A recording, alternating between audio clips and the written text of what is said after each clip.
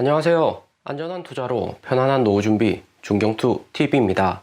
네, 12월 5일 월요일입니다. 희망찬 한 주 시작이 되었고요. 비트코인 17,000달러 플러스고 리플레이더 마이너스, 도지, 폴리곤은 플러스고요. 이번 주 거시경제 이벤트는 12월 9일 미국 생산자 물가지수 PPI 발표 제외하고는 특별할 것이 없습니다. 하지만 12월 14일 FOMC 금리 인상 전까지 연준위원들 발언 제한되는 블랙아웃 기간이고, 이런 분위기에서 시장이 반등을 할지 아니면 조심히 움직이지가 관건일 듯 합니다. 나스닥 QQQ 300달러 도달을 해주며 비트코인도 덩달아서 분위기 좋을 가능성이 매우 높고요. 비트코인 주말 동안 16,800달러 소폭 하락은 했었지만 17,000달러 잘 유지를 해주고 있습니다. 비트코인 고래들도 11월 30일 연설을 이미 들었고 시장 분위기가 확실히 바뀌어 간다는 것을 느끼고 있고요. 최근 구간의 비트코인 매도는 적어지고 있습니다. 거기에 FTX 사태 이후 개인 투심 약해져서 개인보다도 기관들 위주로 코인판이 움직이는 긍정적인 장이다 볼 수 있습니다. 개인들 투심 돌아온 데는 FTX 사태 이미 한 달이 지났고 추가적으로 15일 정도 회복될 가능성이 매우 높고요. 비트코인 도면스 36.7% 하루 전보다 더 상승해서 비트코인 횡보한다고 해도 이더리움, 리플, 에이다, 폴리곤 이런 메인 코인들이 11월 초 FTX 폭락전 움직임처럼 등락이 당장에 크게 나오지는 않고 있고요. 그리고 비트코인 17,500달러 핵심 저항 라인으로 그 이상 상승을 하면 다시 18,500달러 다음 주요 구간까지 상승할 가능성이 매우 높아지는 겁니다. 하지만 비트코인 무엇보다 12월 14일 50bp 금리 인상 예상되기 때문에 당장의 빠른 상승은 제약이 있을 수가 있고요. 이후에 미국 거시경제 상황, FOMC에서 파월 의장 어떤 이야기 하는지와 그 다음 12월 25일 크리스마스 랠리 중요할 듯 합니다. 특히나 크리스마스 랠리 오면 리플, 도지코인 포함 알트코인들 반등세 좋을 수가 있고요. 그리고 단기적으로 미국 나스닥 지수 어디까지 상승한지가 매우 중요합니다. 11,400포인트로 주봉상의 200일선 위로 약간 상승한 모습이고요. 11월 30일 파월 의장 태도 전환으로 인해서 나스닥 200일선이 돌파를 한 거죠. 나스닥은 주봉상의 200일선 매우 중요합니다. 거의 무너지지 않았던 지지라인으로 기관 개인들 투심에도 200일선 영향이 매우 크고요. 2010년 4월 코로나 폭락 왔을 때도 200일선 터치 이후 바로 상승을 했고 2018년 10월 여기 비트코인 3,000달러 폭락했던 구간에서도 나스닥은 200일선을 지켜주는 모습이었고요. 나스닥의 200일선은 올해 6월에서나 한번 무너졌었고 이렇게 오랫동안 200일선 하회했던 적은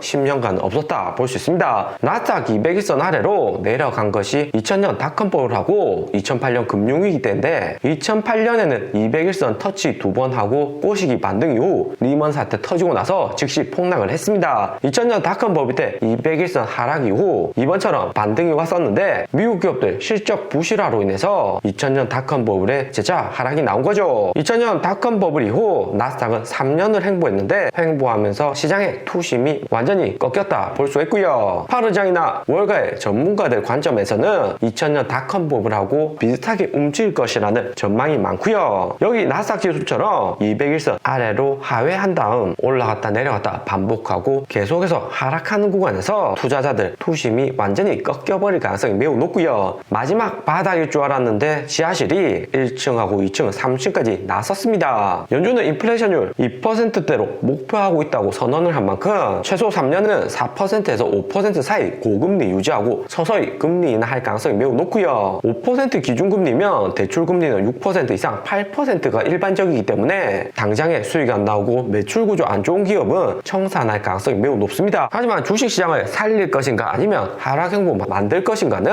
연준 의장의 마인드가 가장 중요하다 볼 수 있고요. 파월 의장은 2018년 11월 트럼프 전 대통령에서 선임된 연준 의장이지 파월 의장의 커리어와 능력보다는 전임 자넷 옐린 연준 의장보다 말 잘 듣는 의장을 원했었습니다. 현 재무장관으로 있는 자넷 옐린 후임으로 파월 의장이 들어온 거죠. 그러면서 작년 바이든 민주당 정부 들어서서 파월 의장 연임시킨 것도 경제 컨트롤 잘하는 것보다 대통령의 말을 잘 듣는 특히 전임 연준 의장인 옐런 재무장관 말 잘 듣는다는데 연임시킨 의도가 있다 볼 수 있죠. 파월 의장이 2021년 전에는 트럼프 의견에 따라 나서 금리를 내리고 주가를 상승시켰다면 이제는 옐런 장관의 의도대로 움직일 가능성이 매우 높습니다. 그럼 옐런 재무장관 연준 의장이었을 때 미국 주식 보면 앞으로 주가가 어떻게 움직일지 예상을 해볼 수가 있고요. 2015년 옐런 재무장관 연준 의장으로 있을 때 미국 증시는 이미 주가가 많이 상승해 있던 상태입니다. 전임 의장이었던 벤 버냉키가 헬리콥터 벤으로 불리면서 시장의 유동성을 매우 크게 증가를 시켜 놓았고요. 높은 유동성으로 달러의 가치는 낮아지기 시작했고 옐런은 2015년 2월에 25bp 금리 인상하면서 당시 시장에서는 파격적인 행보였습니다. 금리 인상 이후 여기 주가 보듯이 요동을 쳤고 나스닥 지수 마이너스 30% 최근하고 비슷하게 하락을 했었고요. 하지만 옐런 장관은 당시에도 시장이 완전히 무너지는 것을 바라지 않기 때문에 여기 2016년 금리 인상 추가로 빠르게 안 했고 나스닥도 2018년까지 꾸준히 상승을 했고요. 그러면서 비트코인은 2017년 11월 2만 달러까지 상승도 했습니다. 하지만 2018년 들어서 금리 인상 지속하고 양적 긴축으로 시장의 유동성을 확실히 줄이기를 매우 원했었고요. 그러다가 2018년 11월 주가 크게 하락했고 트럼프 전 대통령에 의해서 연준 의장 30년 만에 연임을 못하고 교체가 된 최초 의장이 옐런 장관이었습니다. 바이든 대통령도 옐런 장관의 이런 긴축적인 움직임 알고 있어서 재무장관으로 임명했을 거다 생각이 되고요. 긴축 강하게 해본 재무장관 있으니까 또 부담 없이 금리 인상이나 시장 유동성 축소시킬 수가 있는 거죠. 옐런 재무장관의 마인드는 시장의 금리를 높이고 정책적으로 돈을 뿌리는 친서민 정책이고요. 금리 올라가면 대출 많은 부자들 주식 이자 수익 줄어들지만 부자들에게 거둔 수익을 서민들에게 정책적으로 수혜를 주는 거죠. 대표적으로 학자금 대출 상환 정책이 미국 중산층 취약계층에게 긍정적으로 돌아간 정책이다 볼 수 있습니다. 결론은 옐런 장관의 영향으로 긴축은 하겠지만 무작정 시장을 무너뜨리는 2000년 닷컴버블 같은 강력한 긴축은 나오기는 어렵다 볼 수 있습니다. 옐런이 연준 의장으로 있을 때 하락은 했지만 나스닥 200일선 아래로 떨어지는 충격적인 하락은 없었다 볼 수 있죠. 2018년 11월 하락은 했지만 200일선은 도달은 하지 않았고요. 최대한 스무스하게 미국 주식 상승을 시키는 등 경제 컨트롤을 잘했다 볼 수 있습니다. 그리고 지난주 코인베이스에서는 리플 지갑을 제거를 했고요. 리플하고 함께 비트코인 캐시, 이더리움 클래식, 스텔라 루멘이 코인베이스 지갑에서 더 이상 사용이 못하게끔 되었습니다. 코인베이스는 리플이나 이더리움 클래식, 비트코인 캐시 투자자들 홀딩 비중이 적기 때문에 지갑을 제거한 거다 이야기를 했고요. 하지만 코인베이스 이후 리플 SEC 소송 종료가 되면 리플 지갑 다시 추가할 가능성이 매우 높습니다. 특히나 거래소들 보유코인 현황을 보면 1등 바이낸스, 비트코인, 이더리움 위주로 아이트코인은 시바이누 코인, 샌드박스 정도만 보유를 하고 있고요. 바이낸스뿐만 아니라 바이비트, OK거래소, 호흡비 등 리플 비중은 거래소 준비금에서 작은 것을 알 수가 있습니다. 리플 보유량 적은 것은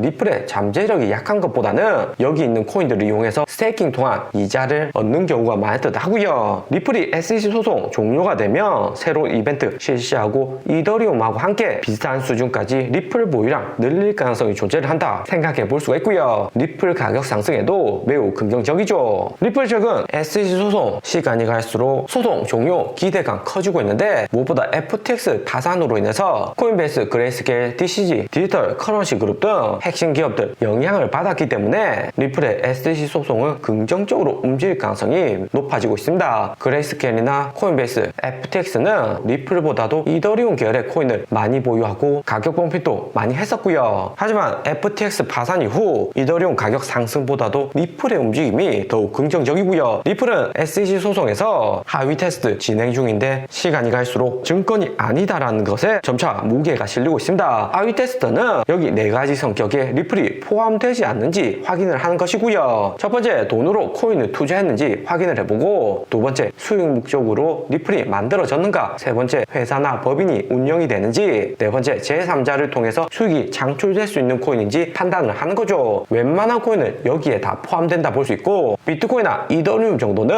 증권에는 속하지는 않고요. 여기 4가지 중에서 첫 번째, 세 번째, 네 번째는 포함이 되는데 수익 목적으로 투자를 했는가 여부는 리플 가격에 달렸다 볼 수 있습니다. 리플 가격 2018년에도 300원, 200원대 가격이었고 최근에는 500원 유지를 하고 있는데 시간이 갈수록 리플 가격 떨어지고 리플 소송 진행되는 과정에서는 리플 가격 크게 상승을 못했기 때문에 리플이 증권이 아니다라는 데 무게가 실리고 있고요. 오늘의 영상은 여기까지입니다. 좀 더 디테일한 투자 정보가 필요하신 분들은 커뮤니티로도 자료가 공유되니까 멤버십 가입과 구독 부탁드립니다. 감사합니다.